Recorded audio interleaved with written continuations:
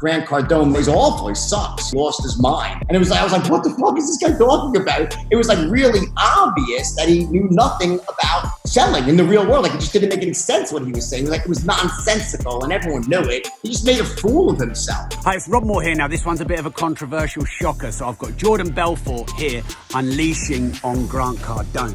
Now Grant Cardone's a friend of mine. I interviewed him, I think 3 times on this channel. And he went to town on Jordan Belfort. I didn't really have to say anything. And I thought it only fair to ask Jordan Belfort what Jordan thinks of Grant. There's been a bit of a spat between Jordan and Grant. There was this infamous video. So let me know what you think. Jordan absolutely unleashes. Who do you side with? Let me know in the comments and make sure you watch the Grant video too. But before you do that, make sure you like this video and subscribe to the channel. How good is Grant Cardone at selling?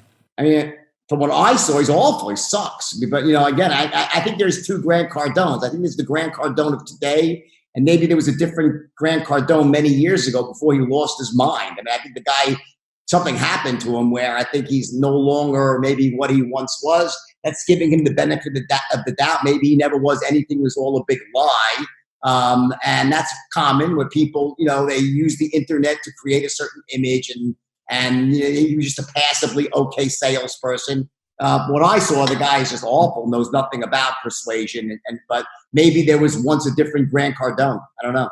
So when you say, you know, when he lost his mind, what do you think he lost?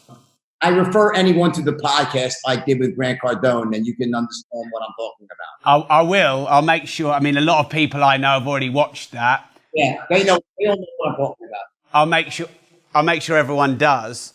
What went on there? What was that all about? Yeah, you know, I think that, you know, I think it was very obvious to everyone who watched that I had good intentions, no agenda, just was, you know, inviting someone on my podcast to try to have a really honest conversation about selling, about, you know, the different philosophies, because I believe that there could be many different paths to the same outcome.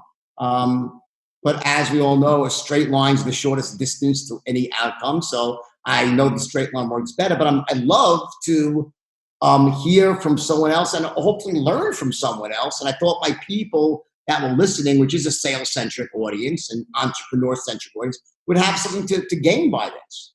And then, so I just was really had nothing but the best of intentions. And he came on the show with like just, I don't know what, this like defensiveness and insecurity. And he seemed like he was high, although I don't know if he was or not. He seemed like he was agitated. Something was really, really bizarre about the guy. Like, you know, the guys, I mean, to this day, there's memes go on and on about Grant. Like, I can't post one thing without someone saying, no oxygen is oxygen, or got some, I mean, he created all these crazy memes because he just was saying stupidity it was like stupidity on top of stupidity. And it was like, I was like, what the fuck is this guy talking about? It was like really obvious that he knew nothing about selling in the real world. Like it just didn't make any sense what he was saying. Like it was nonsensical and everyone knew it.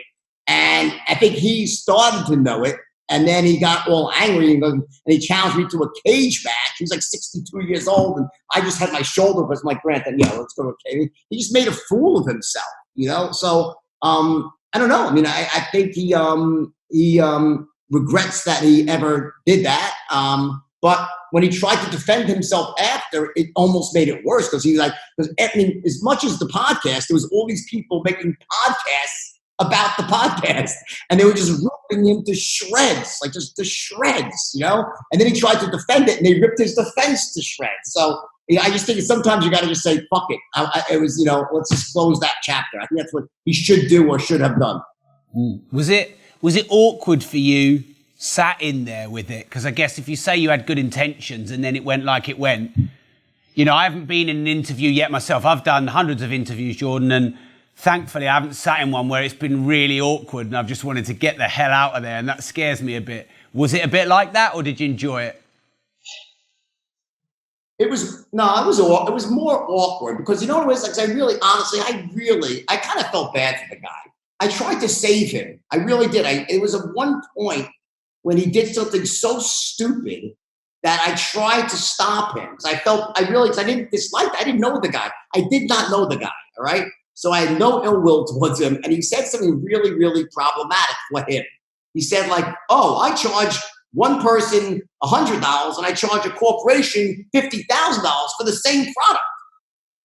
I was like, well, not for the same. I'm like, what the fuck? That's like, really? Well, if I'm the corporation, I'm gonna be pretty fucking pissed, right? I just said someone overcharged. I'm like, well, you don't mean the same product.